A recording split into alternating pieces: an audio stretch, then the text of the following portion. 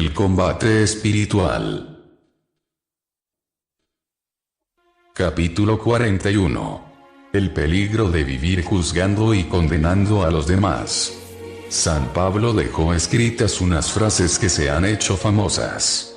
Dice así: no tienes excusas, quien quiera que seas, tú que te dedicas a juzgar y a condenar a los demás, pues juzgando a otros te condenas a ti mismo, ya que haces lo mismo que en los demás vives condenando. Romanos 2:1. Nuestro orgullo y el desprecio que sentimos hacia el prójimo hacen que nos formemos baja idea de otras personas. Y cuanto más alta es la opinión que el orgullo nos hace formar de nosotros mismos, tanto más baja es la opinión que nuestro desprecio va formando de los demás, y nos persuadimos de que nos hallamos libres en las imperfecciones que tanto criticamos en los otros. Y esto es una mentira y un engaño. La fábula de Esopo. Este poeta que vivió 500 años antes de Cristo pintaba a quienes critican y desprecian a los demás, con dos morrales colgados al cuello. El uno con los defectos de los prójimos bien enfrente de sus ojos para mirarlos y condenarlos continuamente. Y el otro con los defectos propios, a la espalda, para no verlos ni conocerlos. Ese es nuestro retrato cuando condenamos y juzgamos. Remedios para este mal. Cuando empecemos a pensar en los defectos o vicios del prójimo, tratemos inmediatamente de alejar ese pensamiento y neguémonos a formar juicios negativos acerca de ellos. En esos momentos hay que decirse a sí mismo: yo no tengo autoridad para juzgar ni condenar a otros, no poseo los suficientes datos para formar juicio acerca de sus pasiones, defectos y malas inclinaciones. Tengo que considerar como escritas para mí mismo aquellas palabras del apóstol. ¿Te imaginas tú que te dedicas a juzgar y condenar, que cometes lo mismo que condenas, que vas a escapar del juicio de Dios? Romanos 2. Y aquella otra promesa tan consoladora hecha por el mismo Jesús, que será nuestro juez. No juzguen y no serán juzgados. No condenen y no serán condenados. Lucas 6:37. Mirar hacia adentro. Para evitar el dedicarse a juzgar y condenar a los demás es necesario enfocar toda nuestra atención hacia nuestras propias miserias y debilidades. Si así lo hacemos, hallaremos tantas cosas que corregir y reformar dentro de nosotros que ya no tendremos tiempo ni gusto para dedicarnos a juzgar a los demás, y aprenderemos a mirar las faltas de los otros con una bondadosa caridad. Hay que pensar que si vivimos juzgando que otros tienen algún vicio, puede ser que nosotros también lo tengamos, porque según el antiguo refrán, el ladrón juzga por su condición. Así como alguien que en su niñez sufrió la corrupción de parte de algún adulto, cuando llegue a la edad mayor vive juzgando continuamente que los adultos están corrompiendo a los menores, de la misma manera atribuyendo a otros ciertas miserias y malas inclinaciones, ello puede ser indicio de que nosotros las tenemos, o las sentimos. Un promedio impresionante. Si analizamos fríamente las veces que hemos condenado en nuestro entendimiento o con palabras a los demás, veremos que la mayor parte de las veces que hemos condenado, nos hemos equivocado. Entonces, ¿para qué dedicarse a una actividad que tiene tan grande posibilidad de error? Cuando sintamos la inclinación a hacerlo, digámonos a nosotros mismos: ¿cómo me puedo atrever a juzgar y condenar a los otros si yo tengo los mismos defectos y peores inclinaciones que ellos? Si tengo una viga en mis ojos, ¿por qué criticar a los que tienen una basurita en los suyos? Y la falta es verdadera y pública. En esos casos pensemos que esa persona debe tener muchas cualidades y virtudes ocultas y que probablemente ha hecho muchísimas obras buenas que nosotros ignoramos. Y consideremos que si Dios le ha permitido caer en esta falta, probablemente ha sido para curarle su orgullo y aumentarle la humildad y para que se vuelva más comprensible con los demás. y que por lo tanto su ganancia al hacerse pública esta falta va a ser mayor que la pérdida que ha sufrido con el descrédito que le ha llegado.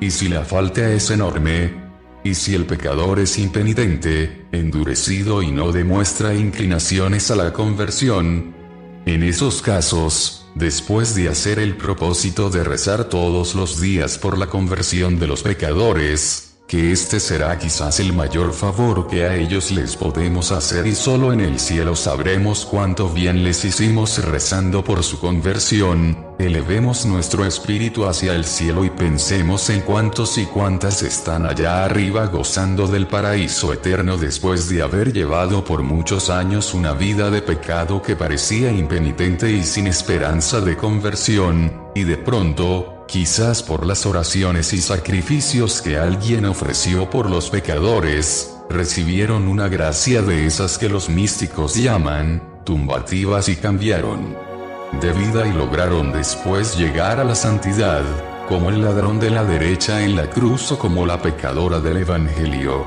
cambiaron una vida horrible de pecado por una situación de conversión y se salvaron. En cambio, cuántos y cuántas que ya andaban muy alto en la vía hacia la santidad se llenaron de orgullo y presunción, y vanagloria y desprecio a los demás, y cayeron después en un abismo de miserias y debilidades. Por eso el sabio dice en el libro El Eclesiástico, de nadie demos un juicio antes de que haya llegado al final de la vida, porque hay gente que empezó bien y terminó mal, y otros pueden empezar muy mal y terminar muy bien. Pedir esta cualidad. Uno de los favores que más deberíamos pedir al Espíritu Santo es aquel regalo que según San Pablo acostumbra a dar el Santo Espíritu a los que le suplican, la benignidad, o sea la cualidad de pensar amablemente y bien de todos, Gálatas 5. Si Él nos concede esta feliz inclinación, tendremos la seguridad de que en el día del juicio no vamos a recibir una sentencia condenatoria, porque Jesús prometió: con el juicio con el que juzguen, serán juzgados, y con la medida con la miden, serán medidos. Mateo 7:1. Con la mayor frecuencia deberíamos tener en nuestros labios aquella jaculatoria que tantas personas han repetido miles de veces y que a tantos corazones duros e inflexibles los transformó en corazones comprensivos y amables. Dice así: Jesús, manso y humilde de corazón, haz nuestro corazón semejante al tuyo. Entonces se cumplirá en nosotros lo que el Señor prometió por medio del profeta Ezequiel. Les cambiaré el corazón de piedra por un corazón de carne, Ezequiel 36:26. El corazón duro y condenador por un corazón comprensivo y perdonador. Muchos han hecho el ensayo de pedir esta gracia, y la han obtenido. ¿Por qué no ensayar también nosotros? Si vamos a ser juzgados con la medida que nosotros empleemos para juzgar a los demás, lo mejor será entonces emplear una medida ancha y generosa, para que esa medida sea la que se emplee en favor nuestro. Así se cumplirá aquella promesa de Jesús. Se les dará una medida amplia, buena, generosa y rebosante, Lucas 6:38. Capítulo 42. El arma más poderosa para vencer en el combate espiritual. Hemos venido recordando que para salir vencedores en los combates del espíritu son necesarias tres condiciones: desconfiar de que por nuestras solas fuerzas lograremos vencer a los enemigos de la salvación, confiar inmensamente en Dios, y emplear lo mejor posible las cualidades que se han recibido. Ahora vamos a recordar la cuarta arma, y la más poderosa y efectiva, que es la oración. De la oración se pueden repetir las palabras que la Sagrada Escritura dice acerca de la sabiduría: todos los demás bienes me vinieron junto con ella. La oración es el canal por el cual se nos envían todas las ayudas que recibimos del cielo. Es la espada que Dios ha puesto en nuestras manos para que combatamos a los enemigos de nuestra salvación y los derrotemos. La oración tiene sus condiciones. Orar es hablar con un Dios que nos ama y nos escucha con infinita bondad y con gran interés por ayudarnos y defendernos. Pero al orar hay que tener cuidado de cumplir ciertas condiciones para que la oración le agrade a nuestro Señor.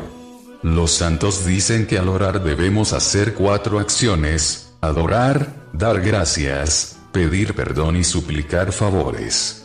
Puede existir un peligro, que solo oremos para pedir favores y se nos olvide adorar, dar gracias al buen Dios y suplicarle perdón por las ofensas que le hemos hecho. Cuando se va a pedir un favor a alguien es muy importante ganarnos la amistad y buena voluntad de quien va a conceder ese favor. ¿Lo hacemos así con Dios? ¿Le pedimos excusas por las ofensas que le hemos hecho? ¿Le agradecemos tantos favores que nos ha concedido?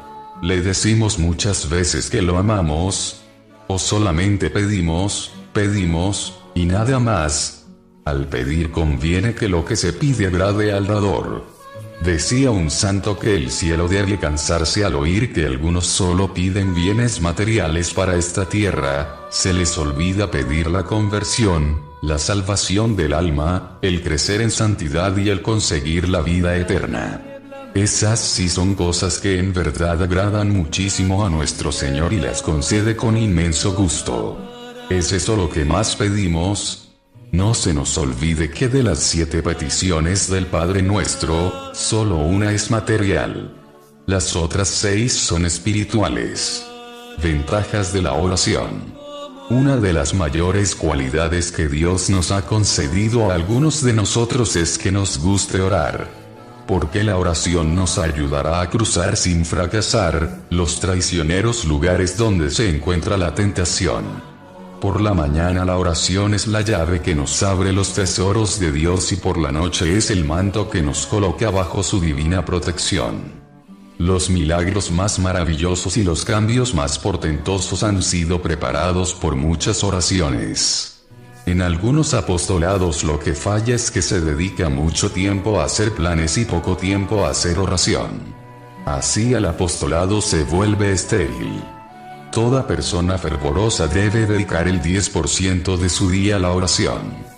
Defecto que empecemos a encomendar a Dios con toda fe, irá desapareciendo y disminuyendo notoriamente. Una condición sin la cual no. Para que la oración tenga efecto es necesario que la hagamos con mucha confianza en el poder y la bondad de nuestro Señor. Dice San Pablo: Dios tiene poder y bondad para darnos mucho más de lo que nos atrevemos a pedir o a desear. Efesios 3:20. Podemos estar seguros de que si le pedimos con la fe y sin cansarnos, no nos negará las ayudas que necesitamos en lo material y en lo espiritual. El santo profeta repetía: ¿saben a quiénes prefiere el Señor? A los que confían en su misericordia. Tratemos de pertenecer a ese número de los preferidos de Dios. Cuanto más confiemos en Él, más seremos ayudados por su bondad y por su infinito poder. Otra condición. Para que nuestra oración sea respondida favorablemente por el Creador es necesario que nuestro deseo sea el que se cumpla la voluntad de Dios, lo que Dios quiere, y no nuestra voluntad o los propios caprichos. Porque nuestra propia voluntad puede estar equivocada y nos puede hacer pedir cosas que no nos convienen, y en cambio la voluntad divina jamás se equivoca y lo que quiere para nosotros es lo que más nos conviene. Por eso digámosle a nuestro Señor de vez en cuando que si lo que le pedimos no va a servir para nuestro mayor bien, por favor no nos lo vaya a conceder. Aún en las virtudes y en el progreso espiritual, que si son bienes que nos aprovechan siempre y muchísimo, pidamos todo esto al Señor, pero no por darnos el gusto de ser más buenos y más estimados, sino para agradarle más a Él y cumplir mejor su santísima voluntad.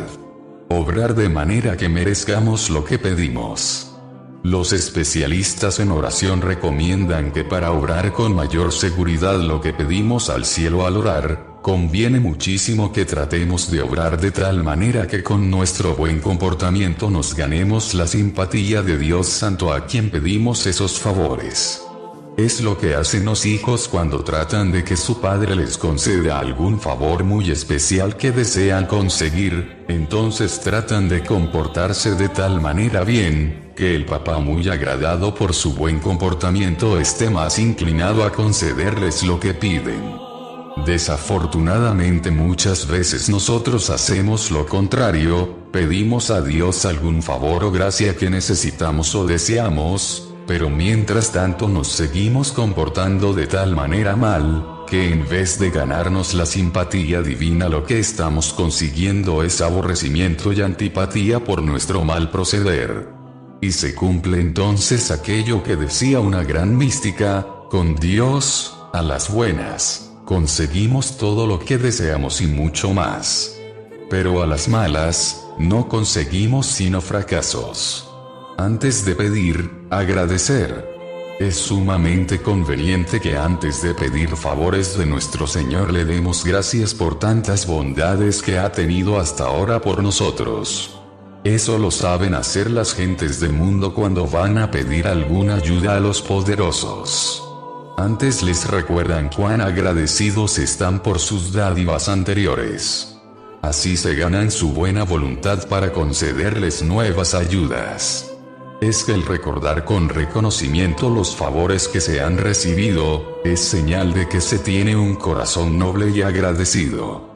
Por eso no dejemos pasar ningún día sin dar gracias a Dios por algunos favores determinados que nos ha concedido. Así cumplimos el mandato del libro santo. Hay que ser siempre agradecido.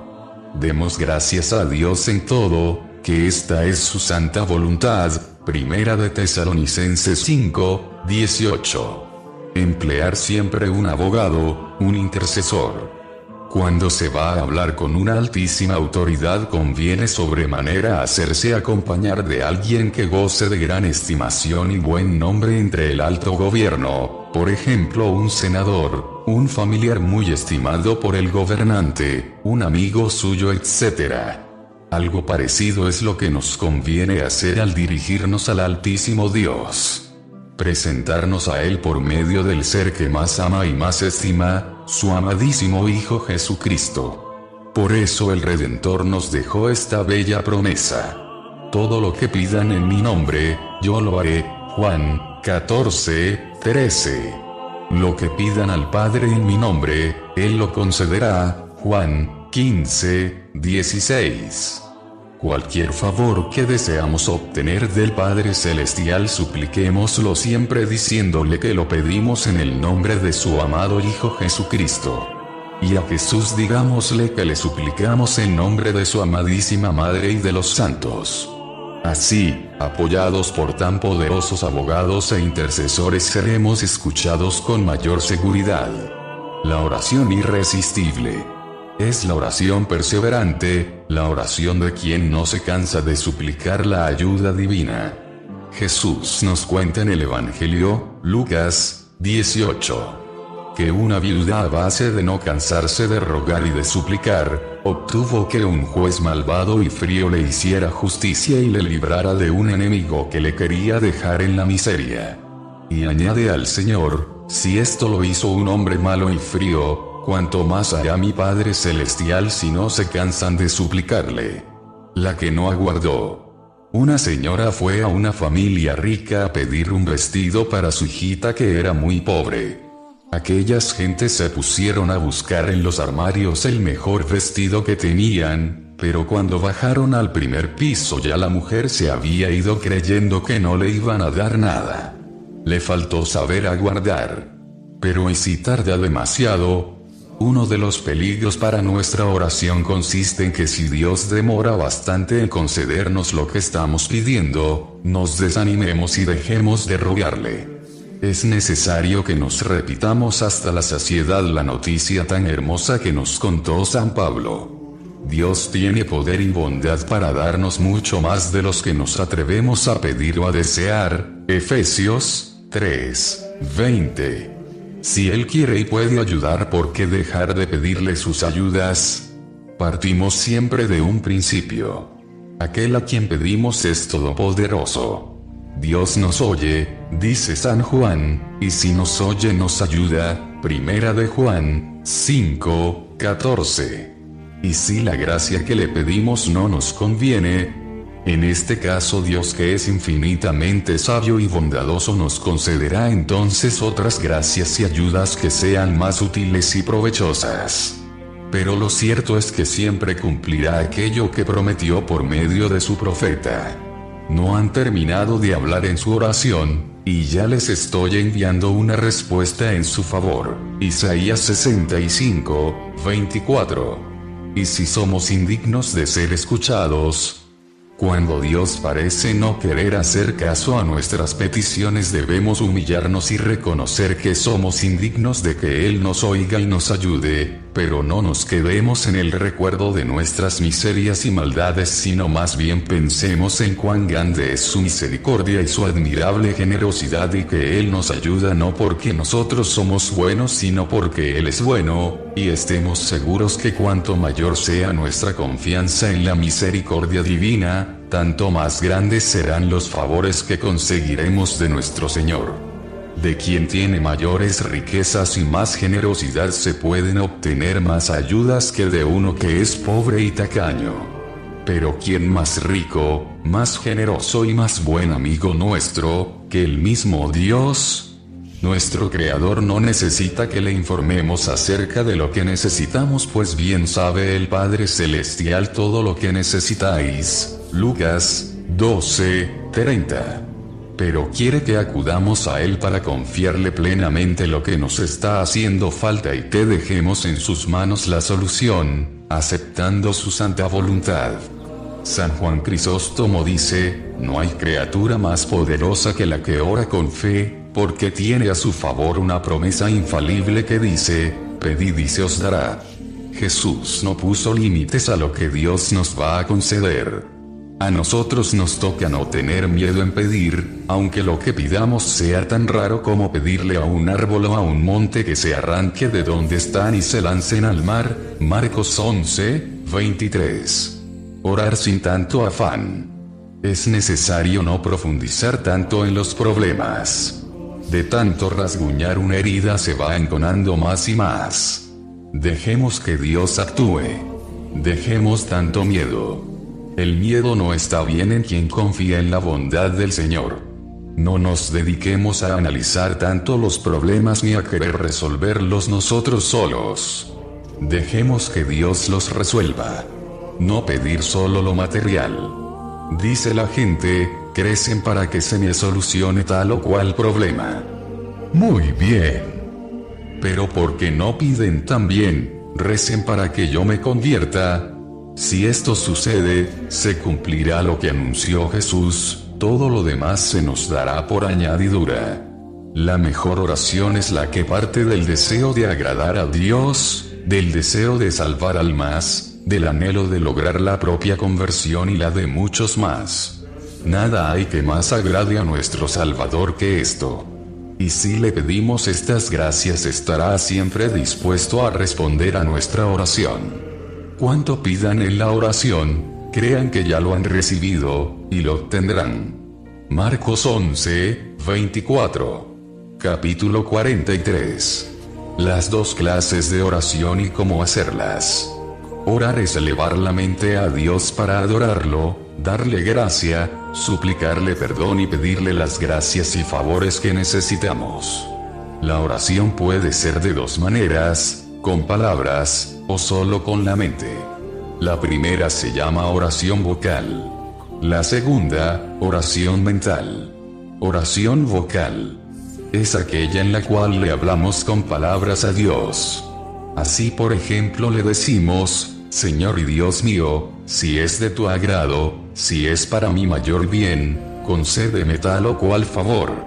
Perdóname tal o cual falta. Gracias por este u otro beneficio tuyo. Cuando sentimos peligrosas tentaciones y estamos en peligro de caer en pecado, conviene decir: Señor, mira que me están venciendo. Ven pronto a ayudarme. Dios mío, ven en mi auxilio. Señor, date prisa en socorrerme. Mira, Señor, que en el camino por donde avanzo me han tendido una trampa. No me abandones, Dios de mi salvación. No me dejes caer en tentación. Santo Dios, Santo fuerte, Santo inmortal, líbranos, Señor, de todo mal, etc.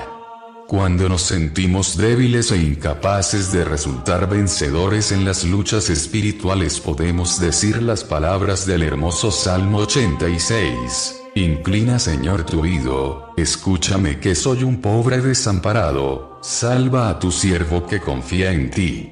En el día del peligro te llamo y tú me escuchas. Grande eres tú y haces maravillas. Dame una señal propicia. Que la vean los enemigos de mi alma y se alejen, porque tú, Señor, me ayudas y consuelas. La oración mental consiste en elevar la mente a Dios pero sin decirle nada con palabras. Por ejemplo, cuando nos ponemos a pensar que por nosotros mismos no somos capaces de defendernos del mal y de obrar el bien, y llenos de amor a Dios elevamos a Él nuestra confianza con la seguridad de que su ayuda no nos faltará jamás. Esta desconfianza en nosotros mismos y este acto de fe en el poder y en la bondad de Dios es una verdadera oración aunque no se hayan dicho palabras.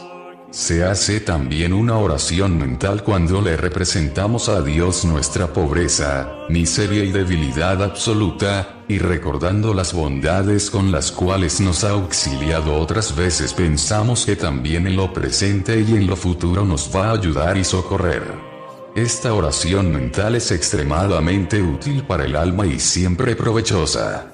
Algunas reglas para orar con sencillez. Primero, ante todo separemos cada día algunos minutos para estar a solas, en paz y hablar con Dios. 2 grados Hablemos con nuestro Señor con sencillez y naturaleza como un hijo muy amado, como el más bueno y cariñoso de los padres. Contémosle lo que nos preocupa. No hace falta que empleemos fórmulas raras.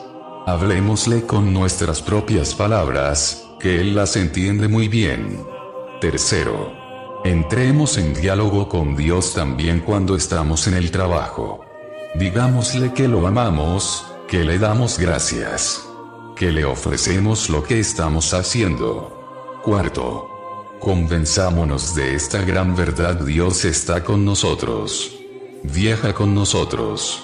Nos acompaña como el aire y como la luz a todas horas en el día. Está a nuestro lado las 24 horas y 60 minutos de cada hora. Y nos quiere ayudar. Desea ayudarnos. Goza ayudándonos. Pero espera nuestra petición de ayuda. Quinto, oremos con la absoluta seguridad que nuestra oración sí es oída y respondida por Dios todas las veces y siempre. Y encomendémosle a los pecadores que deseamos convertir y a todos los que han tratado o tratarán con nosotros. Sexto, al orar tengamos ideas positivas y no negativas. Si Dios está con nosotros, ¿quién podrá contra nosotros? Séptimo, siempre debemos declarar o pensar cuando nos ponemos a orar, que aceptamos lo que Dios permita que nos suceda, pues aunque no nos conceda lo que le pedimos, siempre nos concederá lo que sea para nuestro mayor bien. Demasiado nos ama y por eso nos da lo que más nos conviene. Octavo, cuando oremos dejemos todos los problemas en manos de Dios. Recordemos lo que dice el Salmo 55, coloca tus problemas en manos del Señor, y Él actuará. Pidámosle que nos conceda fuerza para hacer lo que tenemos que hacer, y lo demás dejémoslo todo en sus manos todopoderosas. Noveno, cada día digamos alguna oración por nuestra ciudad, por nuestro país. Es lo que aconseja el profeta Jeremías diciendo: orad por la ciudad y el país donde estáis viviendo, porque su bien será vuestro bien. Jeremías 39, 17. Capítulo 44. ¿Cómo orar por medio de la meditación? Entendemos por meditar el aplicar atentamente el pensamiento a considerar algún tema religioso. Meditar es elevarse hacia Dios por medio de la reflexión. La meditación es uno de los mejores medios para progresar en la vida espiritual. Quien desea llegar a un buen grado de perfección y santidad debe emplear por lo menos media hora cada día en este ejercicio de oración que se llama meditación. Y uno de los temas que más ayudan a obtener un verdadero amor a Dios y un rechazo total a todo pecado es de la pasión y muerte de Jesucristo. ¿Cómo meditar acerca de la pasión? Supongamos que deseamos conseguir la virtud de la paciencia. Para conseguirla será de enorme provecho meditar en los sufrimientos de Jesús en la pasión. Por ejemplo, en la oración en el huerto, como después de pedir varias veces al Padre que le alejara ese cáliz de amargura. Porque tenemos todo el derecho a pedir a Dios que aleje de nosotros ciertos sufrimientos, si le parece bien el alejaros, viendo que el Padre Celestial no pensaba librarlo de aquellos tormentos que le esperaban, dijo con la más admirable paciencia: Padre, si no es posible que se aleje de mí este cáliz, que no se haga como yo quiero, sino como quieres tú. Que se haga tu santa voluntad. Jamás en la historia se había visto una agonía tan espantosa como la de Jesús aquella noche, que le hizo sudar gotas de sangre, pero tampoco nunca se había oído una oración que demostrara una paciencia tan admirable. Esto es lo que debemos repetir cuando nos llegan las horas amargas de la vida: Padre, que se haga tu santa voluntad. Y como premio a su admirable resignación, recibió Jesús la visita de un ángel que lo consoló, y ya no volvió a tener en toda su admirable pasión y muerte ningún momento de desaliento. Es que el Señor da el dolor, pero también da el valor, si recurrimos a su bondad. Y en la flagelación, podemos meditar cuán agudos y atroces debieron ser aquellos dolores en los cuales su cuerpo fue literalmente destrozado a fuetazos, no quedando sitio sin heridas desde la cabeza hasta los pies. Y allí en tan insoportables tormentos no se le oye gritar ni protestar, sino que con impresionante paciencia va ofreciendo al Padre Dios todas sus torturas por nuestros pecados y por la salvación de nuestra alma. Sea bendito el Señor Jesús. En la coronación de espinas, lo escupen, le vendan los ojos, le dan puñetazos, lo visten con un manto de burlas, le colocan una caña como bastón de mando y le clavan en la cabeza unas muy punzantes y destrozadoras espinas. Y todo este tiempo está silencioso, como una oveja mientras la trasquilan, sin protestar. Dijo el profeta. Todo lo contrario a nosotros, que no somos capaces de recibir la más mínima ofensa ni el más pequeño desprecio sin demostrar disgusto y sin protestar. Jesús, enséñanos a sufrir, como sufriste tú. El juicio de Pilatos. Absolutamente injusto, sin una sola prueba en su contra. El mismo juez declarara que Jesús es justo y que no encuentra en él ninguna falta. Y sin embargo lo condena a muerte por temor a perder su empleo. Cuánta mansedumbre demostró Jesús durante este juicio y qué gran paciencia. Qué lección formidable para nosotros. La subida al Calvario. El profeta había dicho que lo llevarían como un cordero al matadero, sin oponer ninguna resistencia. El santo por los pecadores. El justo por los injustos. Ah, cómo nos enseña Jesús a aceptar la cruz de nuestros sufrimientos de cada día y llevarla con paciencia por nuestros propios pecados y por la conversión de los pecadores. Y su agonía en la cruz. Meditemos cómo rechazó el vino mezclado con hiel porque lo podía adormecer, anestesiar, y él quería sufrir al vivo todos los tormentos por salvar nuestra alma. Pensemos que en aquellas horas el tiempo en que no estaba en santo silencio estaba rezando. Para enseñarnos a sufrir rezando. Y rezaba por los que no deseaban que los perdonara, y para ellos pedía perdón y buscaba la excusa de que no sabían lo que hacían. Qué posición tan dolorosa en esas 3 horas que le parecieron siglos. Si se apoyaba en los pies sentía agudísimos dolores. Si se colgaba de las manos se le desgarraban por los clavos. Si miraba al frente veía a los enemigos insultándolo. Si se dirigía hacia la derecha contemplaba a su Madre Santísima agonizando de angustia y de amor por él. Si volvía la vista hacia la izquierda veía al mal ladrón burlándose de él. Si miraba hacia el cielo, también el Padre Celestial se había ocultado y le dejaba sufrir el peor martirio que pueda sufrir un ser humano, al verse abandonado por Dios, y gritó emocionado: Dios mío, ¿por qué me has abandonado? La sed le atormentaba enormemente a causa de tanta sangre que había derramado y tuvo que exclamar: tengo sed, y le dieron a beber vinagre y lo tomó. Y con su paciencia admirable abrió para nosotros las puertas del paraíso eterno. Bendito seas por siempre, Señor. ¿Quién por quién? Mientras vamos meditando en estos temas tan importantes, hagamos la pregunta que se hacía Santo Tomás de Aquino: ¿quién sufrió? ¿Cómo sufrió? ¿Por quiénes sufrió? Y pensemos en el mismo Hijo de Dios. Aquel Jesús que pudo desafiar a todos sus enemigos diciéndoles: si a alguien le consta que yo haya cometido algún pecado, que lo diga. Juan 8,46. Y nadie pudo decir nada contra él porque en su vida jamás hubo ni la más pequeña falta. Y sin embargo, siendo él tan extremadamente puro y santo, permitió Dios que sufriera tanto. Y de ahí deducimos que el sufrimiento lo permite nuestro Señor no porque nos quiere castigar o porque nos ha olvidado, sino para que crezcamos en santidad y logremos salvar muchas almas. Esta consideración nos ayudará mucho a sufrir con mayor paciencia. ¿Y cómo sufrió? Con la más impresionante paciencia y lleno de amor por el Padre Dios y por nosotros los pobres pecadores. Y esto tiene que servirnos de ejemplo para aprender nosotros también a sufrir de la misma manera, sin renegar, sin maldecir, sin protestar, por amor a Dios y a las almas.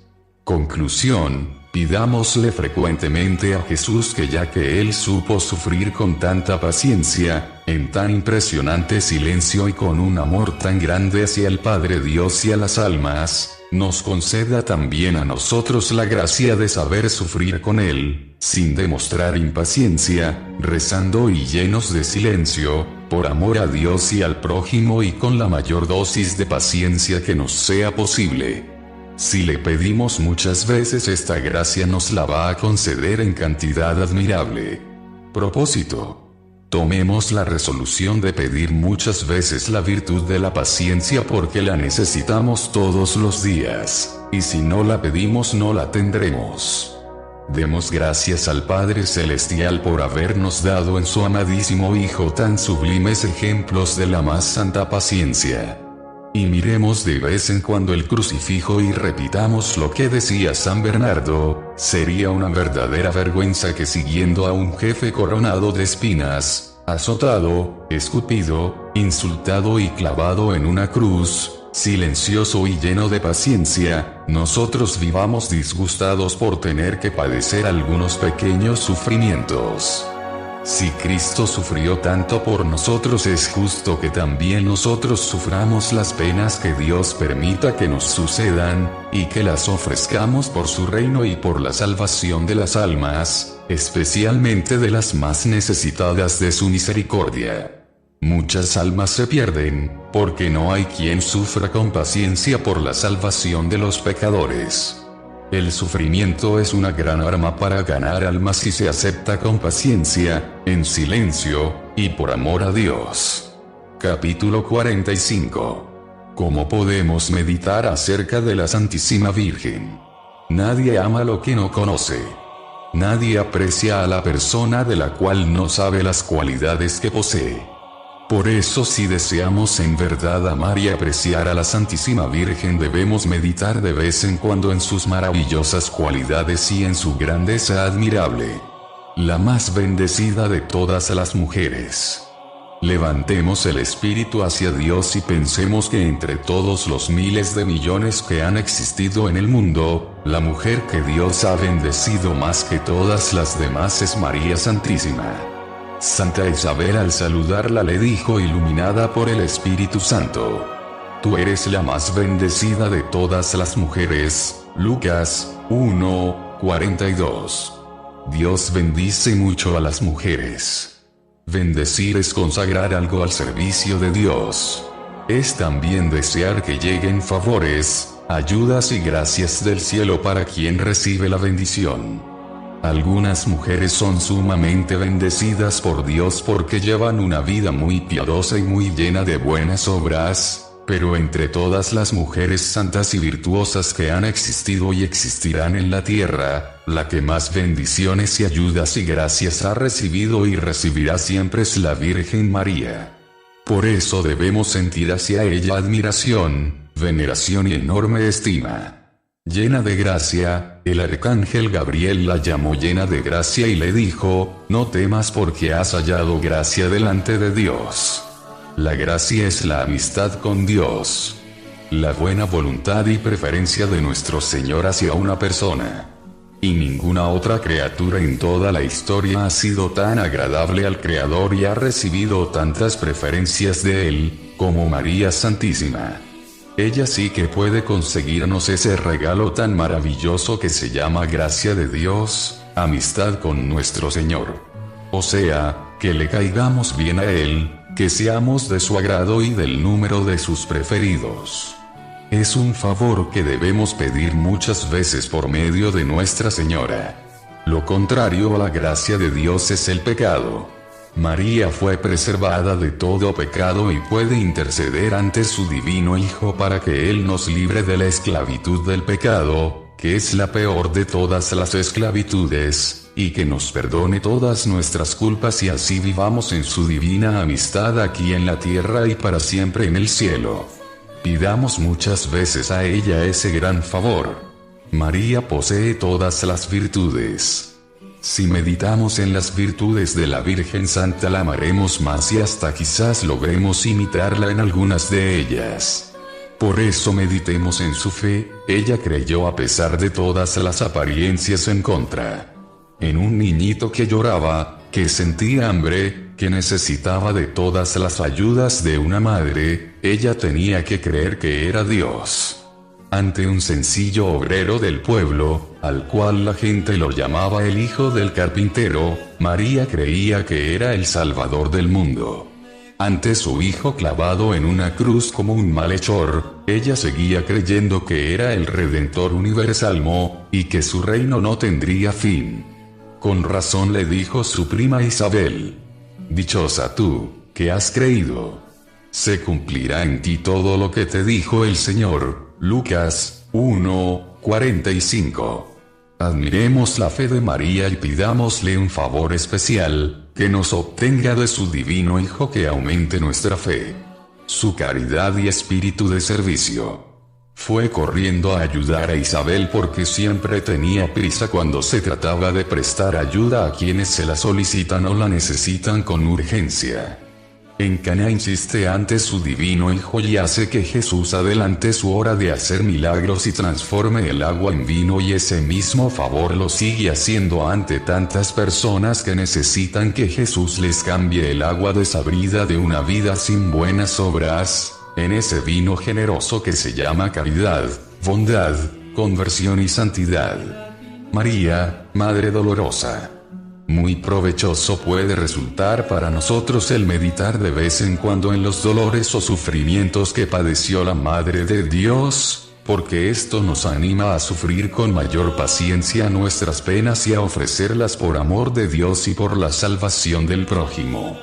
Su primer dolor, ver nacer a su hijito amadísimo en un pesebre, en una canoa de echar de comer a los animales, y en la más absoluta pobreza. Su segundo dolor, oír de labios de Simeón que mucha gente iría contra Jesús y que a causa de él una espada de dolor atravesaría el corazón de la madre. El tercer dolor, la huida a Egipto con el niño recién nacido. El cuarto dolor, a los 12 años padecer durante 3 dolorosísimos días la ausencia de su hijito perdido y hallado luego en el templo. El quinto dolor, oír la sentencia de muerte que Pilatos lanzó contra Jesús el Viernes Santo hacia mediodía y encontrarse luego con él en el camino del Calvario y verlo así de destrozado, humillado y sangrante.